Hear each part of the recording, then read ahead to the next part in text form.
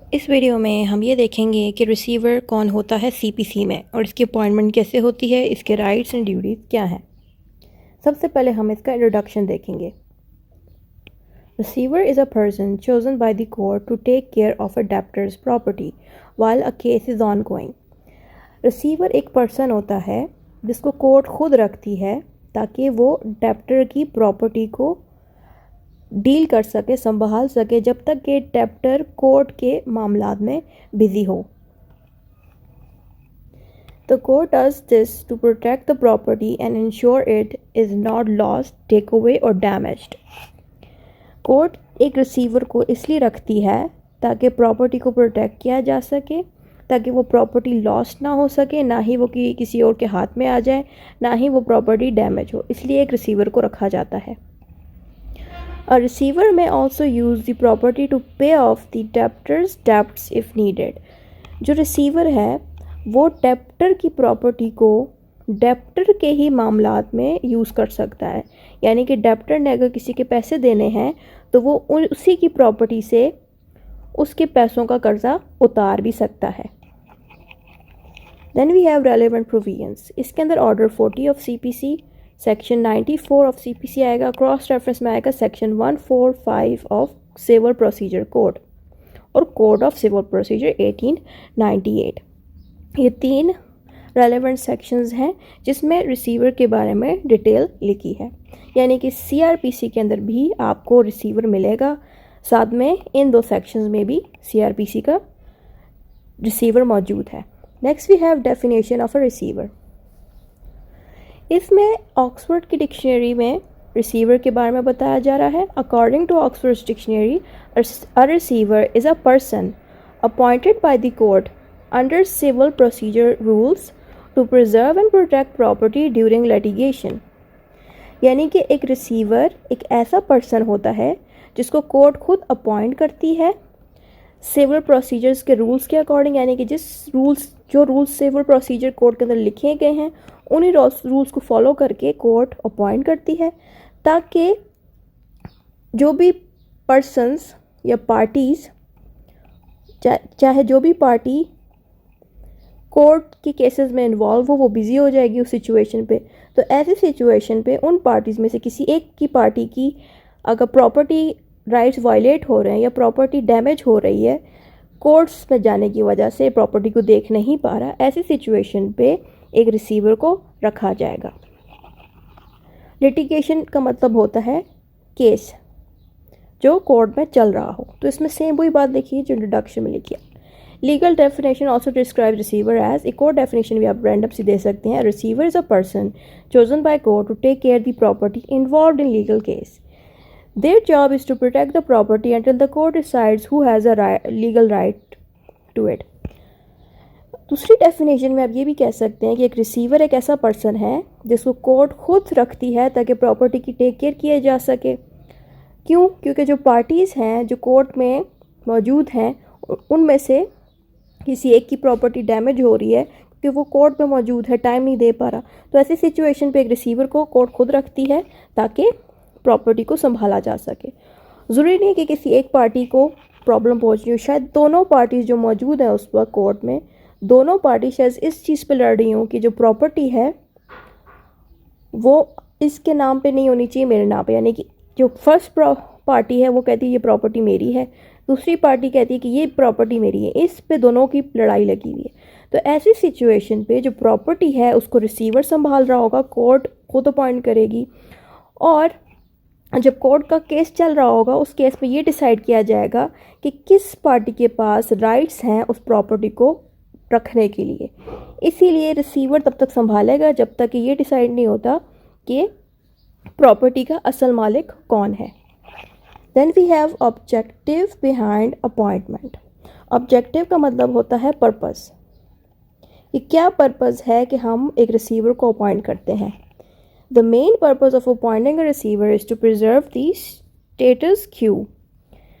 Main purpose ये है appoint करने का ताकि स्टेटस क्यू को प्रिजर्व किया जाएगा। स्टेटस क्यू का मतलब होता है it refers to keeping things the way they are until final decision is made. यानी कि स्टेटस क्यू को प्रोटेक्ट करने के लिए एक रिसीवर रखा जाता है। स्टेटस क्यू का मतलब ये है कि चीज़ों को अपनी जगह पे रखना जब तक कि एक डिसीजन ना बन जाए। यानी कि ये जो चीज़ है, चीज़ यहाँ पे क्या है, प्रॉपर्टी। प्रॉपर्टी को उसी तरह ही चलाने के लिए एक रिसीवर को रखा जाएगा जिस तरह से पहले चल रही थी, ताकि दोनों पार्टीज जब तक लड़ रही हैं एक दूसरे के साथ कोर्ट में, वो लड़ती रहें और प्रॉपर्टी वैसी ही चलती रहे जैसे उसको चलना चाहिए, जब तक कि फाइनल डिसीजन बन ना जाए। या फाइनल डिसीजन जब तक जज नहीं देता तो उस प्रॉपर्टी को वैसे ही रहना चाहिए जब तक फाइनल डिसीजन आ जाए। इस चीज़ को हम कहते हैं स्टेटस क्यू। ठीक है। Next point is during litigation and to preserve injustice as provided under section 94 CPC। तो इसमें ये लिखा है कि जब तक पार्टीज लड़ रही हैं एक दूसरे के साथ कोर्ट में, जब तक इन दोनों को जस्टिस प्रोवाइड नहीं होती, तब तक के लिए एक रिसीवर अपॉइंटेड रहेगा। ठीक है। और ये सारा कुछ जो है सेक्शन 94 ऑफ CPC में मौजूद है। Next heading is applicants requirement. A person applying for the appointment of a receiver under Order 40 Rule 1 of CPC must establish a prime facie title to the property। Basically यहाँ पे ये कहा जा रहा है कि कोर्ट के अलावा भी जो आम लोग हैं, यानी कि जो पार्टीज़ हैं, वो पार्टीज़ में से कोई एक बंदा भी कोर्ट में कह सकता है कि फ़लाँ बंदे को आप हमारी प्रॉपर्टी का रिसीवर बना दें। लेकिन रिसीवर बनाने के लिए उस बंदे के पास, यानी कि जो पार्टी है ना, जो चाहती है कि फ़लाँ बंदा रिसीवर बन जाए, तो वो जो पार्टी है वो प्राइम फेस टाइटल प्रूफ करेगा। प्राइम फेस टाइटल होता क्या है? प्राइम फेस टाइटल की एक्सप्लेनेशन यहाँ पे लिखी है। If something has a prime facie evidence it means that at first glance it appears to be true, but further investigation may be needed.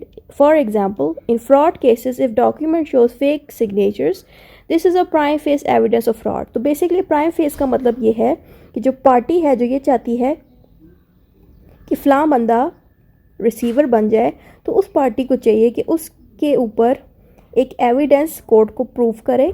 उस evidence के अंदर ये बातें लिखी जाएं कि इसने पास्ट में भी इस प्रॉपर्टी को संभाला था या किसी और प्रॉपर्टी को संभाला था, और उसके रिलेटेड कोई कॉन्ट्रैक्ट्स हुए हों, जो भी मामलात हों, कि कोर्ट को वो प्रूव कर सके कि ये बंदा ट्रस्टवर्थी है मेरी प्रॉपर्टी को चलाने के लिए। इस चीज़ को हम कहते हैं प्राइम फेस एविडेंस या prima facie title to the property. तो अगर वो पार्टी प्रूव करती है प्राइम फेस टाइटल को, तो वो उस रिसीवर को कोर्ट रख लेगी। For an injunction it is sufficient if the applicant shows a valid legal question concerning the right to the property।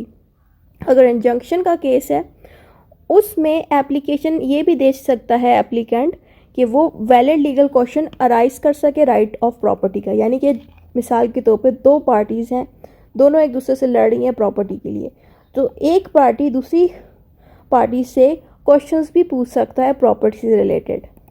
तो ये भी हमें ऑप्शन मिलती है। यानी कि दो टाइप्स की एप्लीकेशन है। एक एप्लीकेशन ये है कि आप अपनी पसंद का रिसीवर रख सकते हैं इस ऑर्डर को यूज़ करके, लेकिन जब वो अपनी पसंद का रिसीवर रखें तो उनको प्राइम फेस टाइटल देना पड़ेगा। दूसरा एप्लीकेशन है इंजंक्शन की, जिसमें यह बताया जा रहा है कि दोनों पार्टीज अगर लड़ रही हैं तो एक पार्टी दूसरी पार्टी से क्वेश्चन पूछ सकती है राइट ऑफ प्रॉपर्टी का। उससे पूछ सकती है आपको ये प्रॉपर्टी क्यों चाहिए, इसके पास आपको इस प्रॉपर्टी से रिलेटेड जो भी इंफॉर्मेशन है कि आपके पास है कि नहीं, क्यों आप ये प्रॉपर्टी लेना चाहते हैं, आपके पास एविडेंस है इस प्रॉपर्टी को रखने का कि नहीं, तो ये इस पार्टी से पूछ भी सकती है और ये भी इससे पूछ सकती है। तो ये ऑप्शन भी आपको इसमें मिलती है इस ऑर्डर के अंदर। Next heading is effect of appointment, कि अपॉइंटमेंट मिलने के बाद क्या उसका इफेक्ट होगा। The appointment of a receiver results in the disposition of the person in possession of the property. Basically ये जो बंदा है इसको हम कहेंगे पार्टी, जो केस में लड़ रही होगी, लिटिगेशन में मौजूद होगी। ठीक है, ये कहता है कि मुझे एक रिसीवर रखना है, ये अपनी जगह एक रिसीवर को रखवाता है, या तो ये रखेगा या कोर्ट, दोनों में से कोई एक रिसीवर रखेगा। ठीक है, या कोर्ट रखती है या वो बंदा खुद, दोनों में से जो भी रिसीवर रखेगा उससे क्या होगा कि इस बंदे की जो प्रॉपर्टी है जो इसके कंट्रोल में होगी वो अल्टीमेटली उस रिसीवर को मिल जाएगी। यानी कि अब ये बंदा खुद इस प्रॉपर्टी को मैनेज नहीं कर पाएगा, इसकी जगह रिसीवर मैनेज करेगा।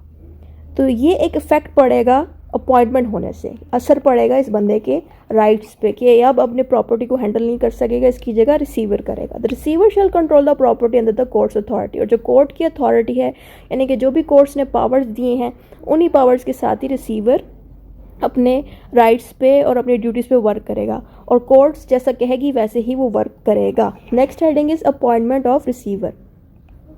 The court trying the suit appoints the receiver, यानी कि जो कोर्ट है जो सूट को ट्राई करिए मीन सूट यानी कि जो केस लगा हुआ है वही जिस कोर्ट में केस लगा हुआ है वही कोर्ट ही अपॉइंट कर सकती है, यानी कि जिस कोर्ट में केस लगा है उसकी जगह कोई दूसरी कोर्ट रिसीवर नहीं अपॉइंट कर सकती, सिर्फ वही कोर्ट अपॉइंट कर सकती है जिस पे केस लगा हुआ है।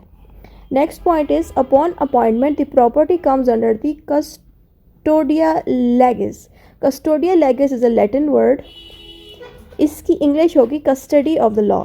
यहाँ पे ये कहा जा रहा है कि जैसी अपॉइंटमेंट हो जाती है एक रिसीवर की, उसके बाद वो जो प्रॉपर्टी है जिसके लिए रिसीवर को रखा जाता है वो प्रॉपर्टी लॉ की कस्टडी के अंडर आ जाती है, जिसका मतलब ये है कि कोर्ट्स रिसीवर पे भी नज़र रखेंगी कि वो प्रॉपर्टी को कैसे चेक करी और प्रॉपर्टी पे भी नज़र रखेंगी, यानी कि वो लॉ के अंडर आ जाएगी ताकि बेनिफिट किया जा सके राइटफुल ओनर को। क्योंकि दो बंदे आपस में प्रॉपर्टी के लिए लड़ रहे हैं कि एक कहता है कि ये मेरा प्रॉपर्टी, दूसरी कहती है कि मेरी प्रॉपर्टी है, तो दोनों जब तक लड़ रहे हैं तब तक कोर्ट के कंट्रोल में वो प्रॉपर्टी रहेगी, तब तक जब तक ये क्लियर नहीं हो जाता किसके पास प्रॉपर्टी के राइट्स मौजूद हैं।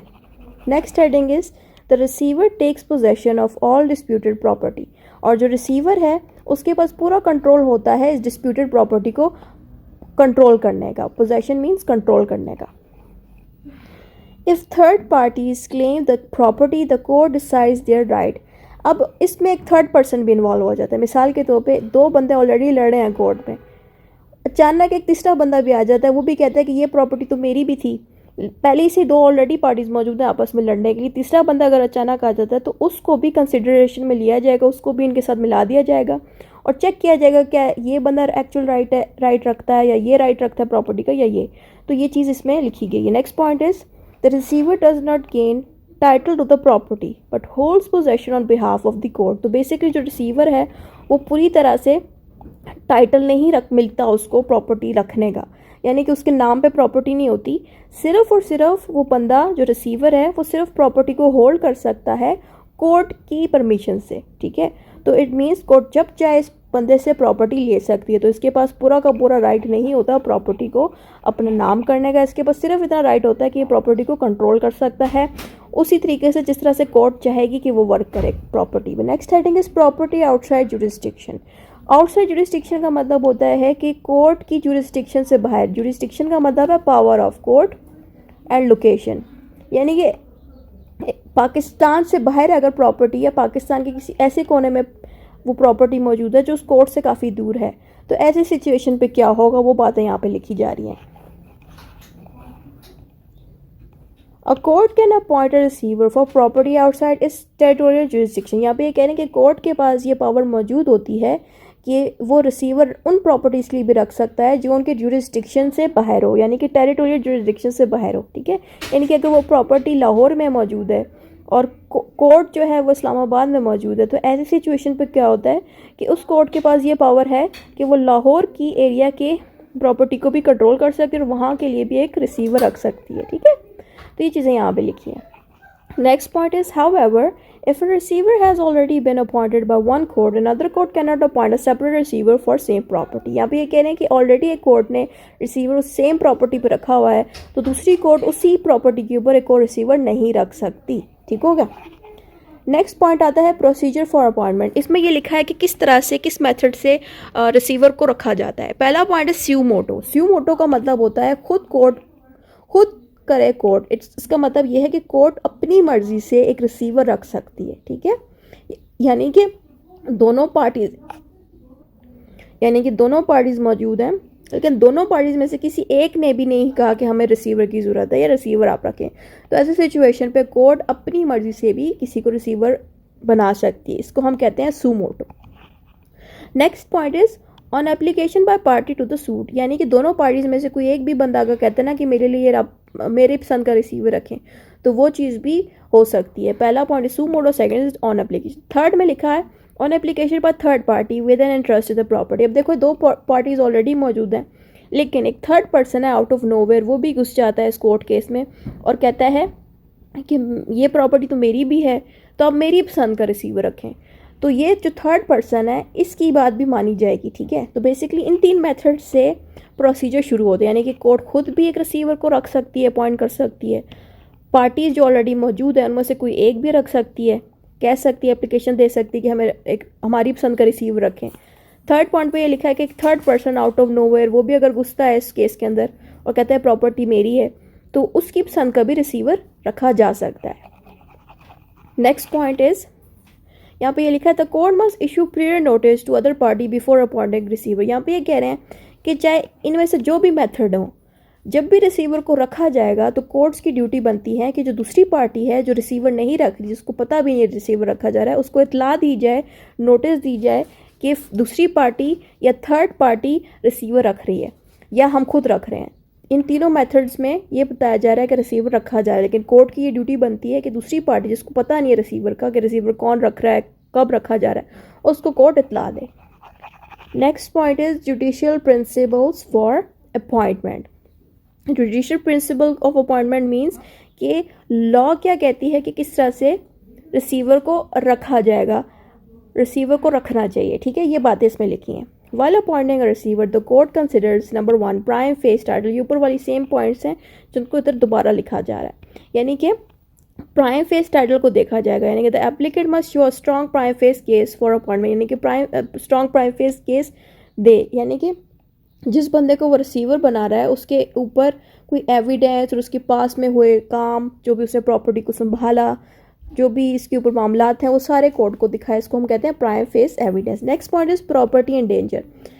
कोर्ट तभी एक रिसीवर को रखे जब कोर्ट को दिख रहा हो कि प्रॉपर्टी डेंजर पे है, यानी कि वो प्रॉपर्टी ख़राब होने वाली हो, किसी के कंट्रोल में आने वाली, कुछ प्रॉपर्टी को बेचने वाला हो, कुछ गलत करने वाला हो, ऐसी सिचुएशन पे एक रिसीवर को रखा जा सकता है। There must be a real risk of waste और डैमेज टू अ प्रॉपर्टी। जब कोर्ट को पार्टीज प्रूव कर दें कि रिसीवर अगर वो नहीं रखेंगे तो प्रॉपर्टी डैमेज हो सकती है, यानी कि रियल रिस्क दिख रहा हो कोर्ट को कि प्रॉपर्टी वेस्ट हो सकती है या डैमेज हो सकती है, ऐसे सिचुएशन पे कोर्ट रिसीवर रखे। उन सिचुएशंस पे कोर्ट नहीं रख सकती रिसीवर जहाँ पे प्रॉपर्टी को कोई हार्म नहीं पहुँच रहा, कोई डैमेज नहीं पहुँच रहा। Third point is just and convenient. The appointment must be both just and convenient to for both all parties. यहाँ पे ये कह रहे हैं कि जितनी भी पार्टीज इन्वॉल्व है केस के अंदर वो सारे सेटिस्फाइड हों रिसीवर से, कोई भी ये ना कहे कि रिसीवर ठीक नहीं है, यानी कि जो रिसीवर है वो सारी पार्टीज की रजामंदी से होना चाहिए। Fourth point is provide justice. The appointment should prevent injustice and protect legal right, यानी कि रिसीवर ऐसा होना चाहिए जो किसी की साइड ना ले, वो एक न्यूट्रल पर्सन हो, कोर्ट जैसा उसको कमांड करे वैसा वो वर्क करे, ताकि किसी के राइट्स वायलेट ना हो और राइट्स प्रोटेक्ट किए जा सकें, यानी कि जिस बंदे की प्रॉपर्टी है उसी के नाम पे वो जाए और रिसीवर जो है वही काम करे जो कोर्ट उससे करवाए, ताकि कुछ भी हार्म डन ना हो। Next heading is discretionary powers of court. Discretionary का मतलब है कि कोर्ट्स के पास अपनी पावर्स होना, इसको हम कहते हैं डिस्क्रिशनरी पावर्स। अपनी पावर्स होने का मतलब ये है कि कोर्ट खुद से बहुत से डिसीजंस दे सकती है related to its own powers. The appointment of a receiver is discretionary and must be according to the judicial principles. यहाँ पे ये कह रहे हैं कि जो रिसीवर है वो कोर्ट की पावर्स के अंदर आता है, कोर्ट अपनी मर्जी से उसको कभी भी रख सकती है, ठीक है। और जो रिसीवर है उसको कोर्ट जुडिशियल प्रिंसिपल के हिसाब से रखेगी। जुडिशियल प्रिंसिपल्स मीन यानी कि जो भी लॉ में बातें लिखी गई ना कि रिसीवर को आप जब रखेंगे उसके पास प्राइम फेस एविडेंस होना चाहिए, जितनी भी चीज़ें हैं लॉ ने बताई हैं उसी को फॉलो करते हुए कोर्ट जो है एक रिसीवर को रखे। The court will not appoint a receiver merely for convenience। यहाँ पे ये कह रहे हैं कि जो कोर्ट है वो रिसीवर को इसलिए अपॉइंट नहीं करेगी कि वो सिर्फ कन्वीनियंस यानी कि सहूलत के लिए अपॉइंट किया जाए, बल्कि उसको इसलिए अपॉइंट किया जा रहा है ताकि प्रॉपर्टी को प्रोटेक्ट किया जा सके। ये चीज़ें माइंड में रख के कोर्ट को एक रिसीवर को रखना चाहिए। Next heading is purpose of appointment. Purpose means किन वजूहात से हम प्रॉपर्टी के लिए एक रिसीवर रखते हैं, उसी के बारे में यहाँ पे लिखा है। Receiver is appointed when number 1 no one is in possession to prevent conflict over possession. यहाँ पे ये कह रहे हैं कि 2 लोग कोर्ट में जाके प्रॉपर्टी के लिए लड़ रहे हैं या ज़्यादा लोग लड़ रहे हैं, कोर्ट में। तो ऐसी सिचुएशन पे कोर्ट को समझ नहीं आ रही किसके पास प्रॉपर्टी के राइट्स हैं, किसको प्रॉपर्टी मिलनी चाहिए। तो ऐसी सिचुएशन पे ही एक रिसीवर को रखा जाता है, यानी कि दोनों के पास पोजेशन नहीं है प्रॉपर्टी की, दोनों लड़ रहे हैं प्रॉपर्टी के लिए। तो ऐसी सिचुएशन पे एक रिसीवर को रखा जाता है ताकि लड़ाई को रोका जा सके ओवर पोजेशन, यानी कि जब तक कोर्ट केस को डील कर रही है, कोर्ट में केस चल रहा है, ऑब्वियसली कोर्ट के केसेस लॉन्ग गोइंग होते हैं, तो जितने वक्त तक कोर्ट केस चल रहे हैं तब तक के लिए एक रिसीवर प्रॉपर्टी को संभालेगा ताकि लड़ाइयाँ इनकी कोर्ट में ही रहें, प्रॉपर्टी को ये डैमेज ना कर बैठे। Next point is defendant is in possession. If there is mismanagement or risk of damage, a receiver may be appointed. यहाँ पे ये कह रहे हैं कि जो डिफेंडेंट है वो ही पोजेशन में है प्रॉपर्टी के, ठीक है, और दूसरा पर्सन जो प्लेंटिव है, जो कोर्ट से जाके कहता है कि फ़लाँ प्रॉपर्टी तो मेरी है, लेकिन प्रॉपर्टी का मालिक डिफेंडेंट भी है और प्लेंटिव भी है, ठीक है। तो प्लेंटिव भी कहता है कि कोर्ट को कि प्रॉपर्टी मेरी है, डिफेंडेंट के पास भी प्रूफ है कि प्रॉपर्टी मेरी है। ऐसी सिचुएशन में दोनों आपस में लड़ रहे हैं, तो कोर्ट को साफ साफ दिख रहा है कि इन दोनों की लड़ाई की वजह से प्रॉपर्टी डैमेज हो सकती है, मिसमैनेजमेंट हो सकती है। तो ऐसी सिचुएशन पे भी कोर्ट एक रिसीवर को रखेगी। Next point is appointment in different suits. Different suits का मतलब ये है कि कंपनी में अगर कोई लड़ाई लग गई है और उनकी भी कोई प्रॉपर्टी मौजूद है, उसके लिए भी रिसीवर रखा जा सकता है। अगर पार्टनरशिप में, यानी कि जैसे कि लॉ के फर्म्स में पार्टनरशिप होती है जिसमें भी पार्टनरशिप एग्रीमेंट्स हुए हैं और बहुत सारे लोग मिलकर काम करें, उनकी भी अगर कोई प्रॉपर्टी है उसमें भी आपको रिसीवर रखना पड़ता है। उसके अलावा मोर्टगेज की जो प्रॉपर्टीज़ होती हैं उनमें भी आपको रिसीवर रखना पड़ता है। अब उसी के ऊपर ये सारी पॉइंट्स हैं। तो first one is partnership suit. A receiver is appointment if mismanagement is proven. यहाँ पे ये कह रहे हैं कि रिसीवर को तब रखा जाएगा जब पार्टनरशिप में आपस में पार्टनर्स की लड़ाई लगी हो किसी बात पे और उनकी लड़ाई की वजह से वो लोग ध्यान ना दे रहे हों अपनी प्रॉपर्टी पे। तो ऐसी सिचुएशन पे भी एक रिसीवर को रखा जाएगा ताकि प्रॉपर्टी को मैनेज किया जा सके, उसकी मिसमैनेजमेंट ख़त्म हो जाए। सेकेंड पॉइंट इज़ मेरली को कहते हैं या मेरी को कहते हैं सिर्फ। मेयर डिस्प्यूट्स बिटवीन को ओनर्स आर इनसफिशिएंट। यहाँ पे ये कह रहे हैं कि अगर सिर्फ और सिर्फ दोनों ओनर्स के बीच लड़ाई लगी हुई है ना, तो ऐसी सिचुएशन पे कोर्ट पार्टिसिपेट नहीं करेगी। कोर्ट सिर्फ तभी एक प्रॉपर्टी पे रिसीवर रखती है जब प्रॉपर्टी के राइट्स और पोजेशन और ओनरशिप पे कन्फ्यूजन हो। लेकिन ऑलरेडी सबको पता है कि प्रॉपर्टी के 2 ओनर्स हैं, उनके पास कागजात मौजूद हैं, कोई लड़ाई नहीं थी, पहले से वो बने हुए ओनर हैं। तो ऐसी सिचुएशन पे आप रिसीवर नहीं रख सकते। तो इन मामलों पे आप रिसीवर नहीं रख सकते, ठीक है। Next point is partnership suit. If partners have clashing disputes and dissolution is unavoidable, receiver is appointed. यहाँ पे कह रहे हैं कि जो पार्टनरशिप है, पार्टनरशिप में बहुत से लोग काम कर रहे होते हैं, ठीक है, किसी अथॉरिटी के अंदर। तो इसके अंदर होता ये है कि आपस में मिल के लोग एक पार्टनरशिप बनाते हैं और किसी काम पे वर्क करते हैं, ठीक है। तो इनमें से मिसाल के तौर पे एक ये बंदा है और ये बंदा है और ये इन तीन चारों की लड़ाई लग गई है किसी बात पे। इससे क्या होगा कि ये भी अपने पार्टनरशिप को नहीं चलाएंगे, ये भी नहीं चलाएंगे। तो ऐसी सिचुएशन पे इनका जो पार्टनरशिप की जो प्रॉपर्टी बनी है, इन्होंने जो बनाई है, उस प्रॉपर्टी को भी एक रिसीवर ही चलाएगा तब तक के लिए जब तक इनकी लड़ाइयाँ ख़त्म नहीं होती। तो ऐसी सिचुएशन पे भी आप एक रिसीवर को रख सकते हैं। Next heading is mortgage suit. Mortgage वो प्रॉपर्टी होती है जिसमें होता ये है कि मिसाल के तौर पे एक ये बंदा है और एक ये, इसके पास पैसे नहीं थे, इसने कोई बिजनेस करना था, ठीक है। इसने क्या किया, ये इसकी प्रॉपर्टी है, इसने कहा कि ये मेरी प्रॉपर्टी है 20 लाख रुपीज़ की, 20 लाख। इसने कहा कि मेरी ये प्रॉपर्टी है 20 लाख की, आप इसको रख लें और अपने कैश पैसे मुझे दे दें तब तक के लिए जब तक कि मैं वापस नहीं कर देता। अब ये दोनों आपस में डील करते हैं, लेकिन डील करने से पहले ये एक एग्रीमेंट साइन करते हैं जिसमें लिखा जाता है कि 20 लाख रुपीज़ ये मुझसे कैश लेगा और मेरी प्रॉपर्टी को रखेगा तब तक के लिए जब तक मैं पैसे वापस नहीं करता। और पैसों की डेट लिखी जाती है, जैसे कि यहाँ पे लिखा जाएगा 20 मार्च 2025। यहाँ पे लिखा जाएगा कि 20 मार्च 2025 को ये मेरे पैसे लुटाएगा। अगर इसने नहीं लुटाए तो इसकी प्रॉपर्टी जो है कोर्ट केस में जा सकती है या मैं इसको सेल भी कर सकता हूँ।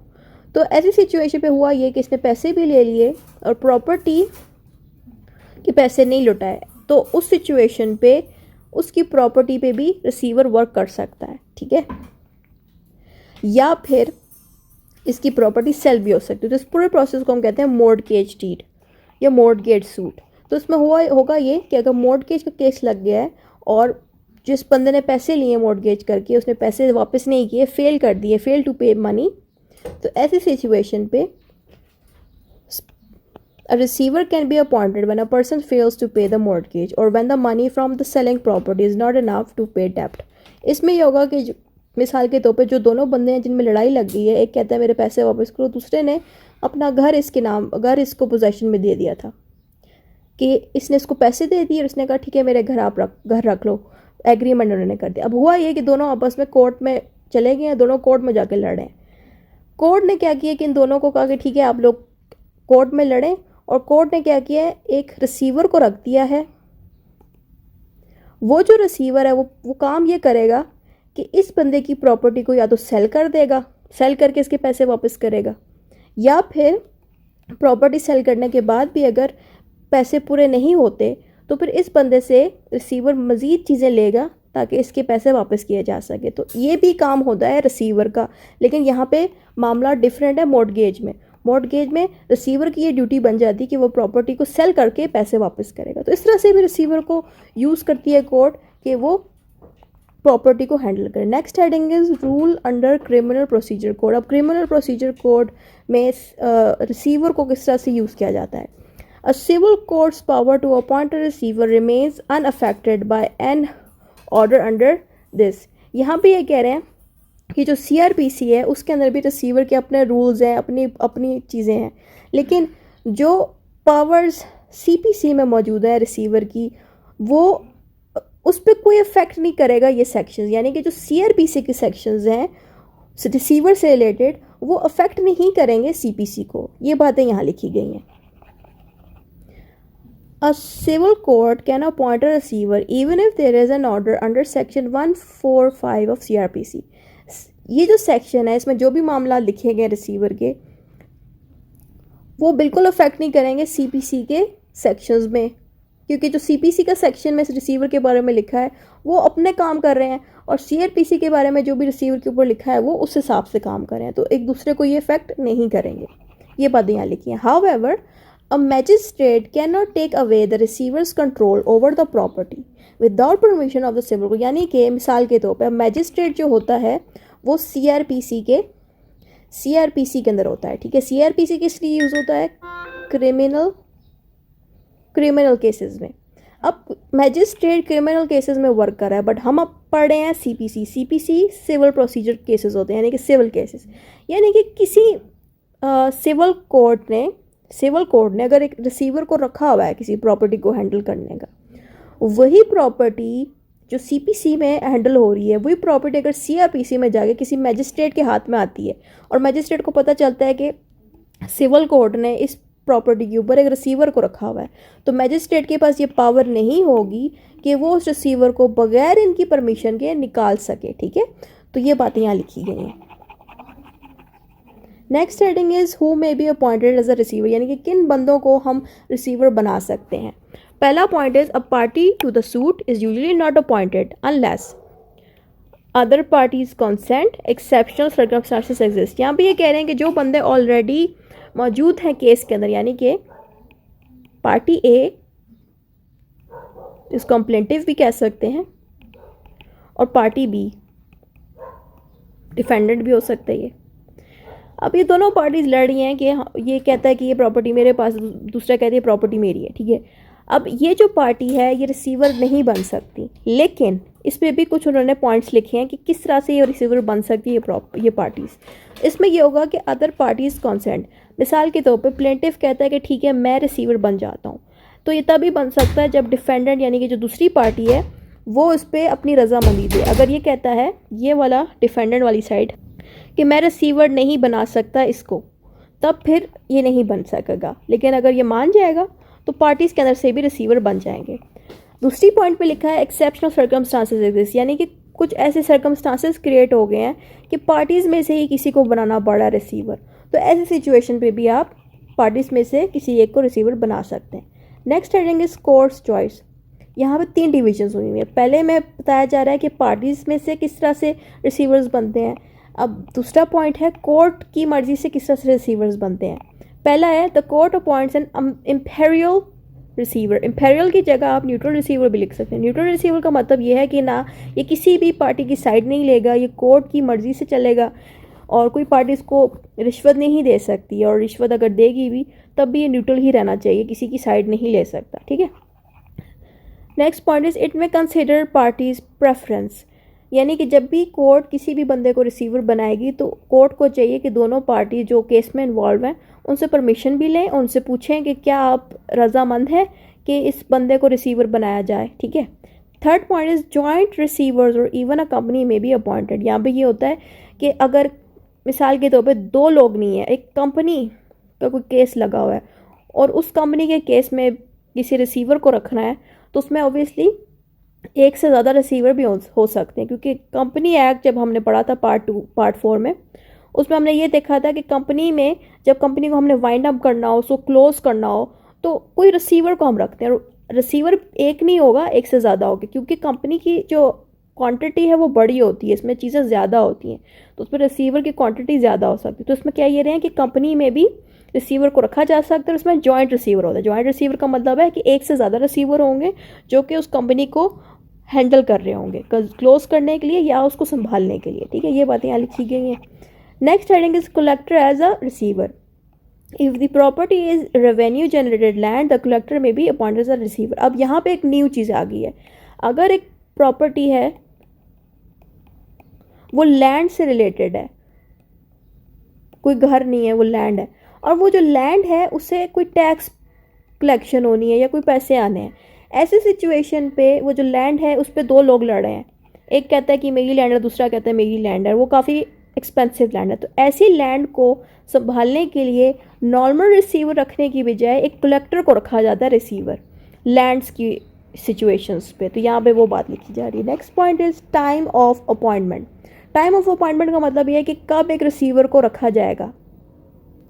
पहला है receiver may be appointed number 1 before judgment during the trial. Before judgment means कि जब ट्रायल चल रहा हो, ट्रायल मीन्स कि केस चल रहा हो, ऑन गोइंग केस हो, तो उसके दौरान भी रिसीवर को रखा जा सकता है।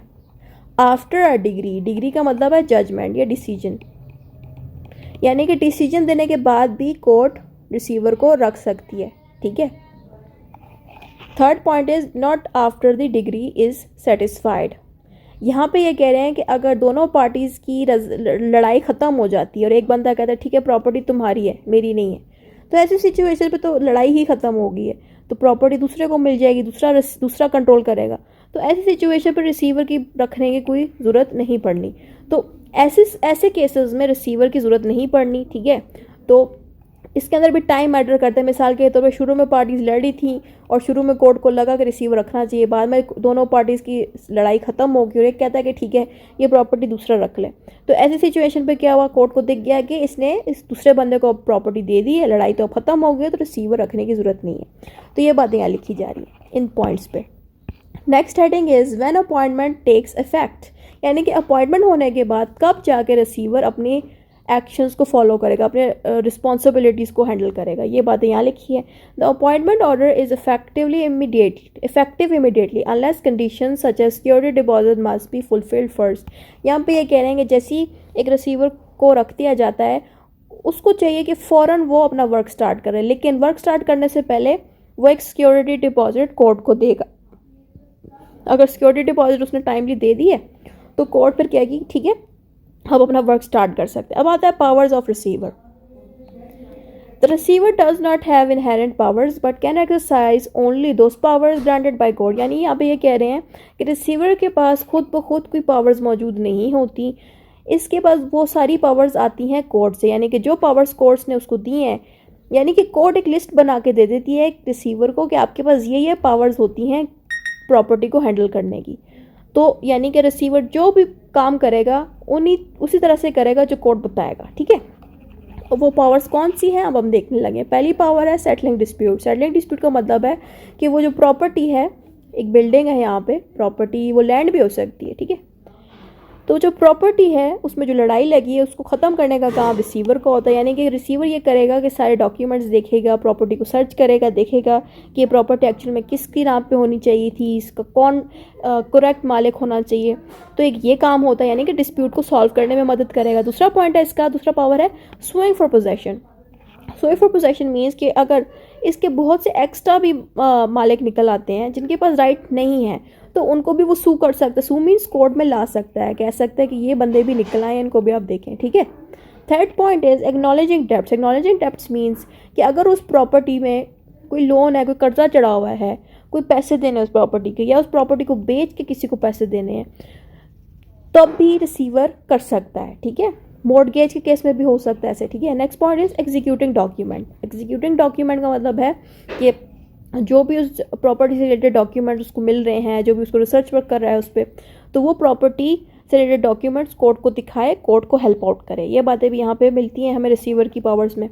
अब limitations of receivers power. Limitations क्या है, यानी कि कौन सी पावर्स पे इसकी रिस्ट्रिक्शंस लगती है। Can not act beyond the rights of the parties, यानी कि जो पार्टीज़ हैं उनके राइट्स से ज़्यादा आगे नहीं निकल सके, यानी कि जो राइट्स इनके मौजूद हैं उन्हीं के हिसाब से ही रिसीवर को वर्क करना चाहिए। Next heading is must follow the courts direction. जिससे से कोर्ट गाइड करेगी वैसे ही एक रिसीवर को वर्क करना चाहिए, ये इसकी लिमिटेशन है। कोर्ट के डायरेक्शन के खिलाफ नहीं चल सकता, अगर वो खिलाफ जाएगा तो वो रिसीवर नहीं रहेगा, फिर उसको निकाल दिया जाएगा। Next point is court retains control over the receivers even after the suits ends. यहाँ भी ये कह रहे हैं कि बेशक सूट एंड हो जाए, यानी कि कोर्ट में केस ख़त्म हो जाए, तब भी कोर्ट की जो कंट्रोल है वो रिसीवर के ऊपर रहेगी। Duties of a receiver under order 40 rule 3। Order 40 rule 3 CPC में रिसीवर की क्या मज़ीद ड्यूटीज़ मौजूद हैं। पहली ड्यूटी है फर्निश सिक्योरिटी इफ़ रिक्वायर्ड, यानी कि जैसे स्टार्टिंग में बताया था कि अपॉइंटमेंट होने के बाद रिसीवर की ड्यूटी बनती है कि वो सिक्योरिटी डिपॉजिट करे। सिक्योरिटी डिपॉजिट में थोड़े से पैसे डिपॉजिट करे। Second point is maintain proper accounts, यानी कि अकाउंट्स को मैनेज करें। वो कौन से अकाउंट्स होंगे, वो अकाउंट्स होंगे प्रॉपर्टी के अकाउंट्स, यानी कि अगर वो प्रॉपर्टी मॉर्टगेज में दी गई है तो उसके बारे में बताएगा कि इस प्रॉपर्टी पे इतने पैसे, इस प्रॉपर्टी की इतनी वैल्यू है और मॉर्टगेज में पैसे इसने इतने लगाए थे, उसको हम कहते हैं प्रॉपर्टी अकाउंट, ठीक है। तो ये सारी चीज़ें भी देखनी पड़ेंगी रिसीवर को। Third is act in good faith to protect the property, यानी कि जो उसका नीयत है वो बिल्कुल क्लीन होनी चाहिए, गुड फेथ के साथ वो प्रॉपर्टी को प्रोटेक्ट करे। Fourth point is follow courts order strictly, और जो भी ऑर्डर और रूल्स कोर्ट देगा उसी के हिसाब से उसको चलना चाहिए रिसीवर को। Conclusion, appointing a receiver is a serious step because it affects who controls the property. और जो यहाँ पे ये लिखा जा रहा है कि अब रिसीवर को अपॉइंट करना एक बहुत ही मुश्किल चीज़ है, एक बहुत ही ज़रूरी चीज़ है, क्योंकि अगर आप रिसीवर को अपॉइंट कर दो उससे क्या इफेक्ट होगा कि एक प्रॉपर्टी के ऊपर उसका कंट्रोल आ जाता है। तो कोर्ट्स को चाहिए कि जब भी एक रिसीवर को रखें, देख के रखें। तो court only does this when necessary to protect property's right and prevent unfairness. तो कोर्ट तभी एक रिसीवर को रखती है जब कोर्ट को दिख जाता है कि प्रॉपर्टी के राइट्स को प्रोटेक्ट करना मुश्किल हो रहा है, और प्रॉपर्टी के राइट्स को प्रोटेक्ट करने के लिए रिसीवर को रखा जाए ताकि राइट्स प्रोटेक्ट हो जाए, प्रिवेंट हो जाए और फेयरनेस प्रोवाइड हो। तो court carefully decides and makes sure the receiver manages the property Fairlie until the legal case is settled. और कोर्ट देखती है बहुत ही केयरफुली कि जो रिसीवर है वो अपने काम सही से करे, प्रॉपर्टी को सही से मैनेज करे, तब तक के लिए जब तक कि केस सेटल नहीं होता, यानी कि पार्टीज़ की जब तक लड़ाई ख़त्म नहीं होती तब तक वो रिसीवर काम करेगा और कोर्ट रिसीवर पे प्रॉपर चेक्स रखेगी। ये सरासर रिसीवर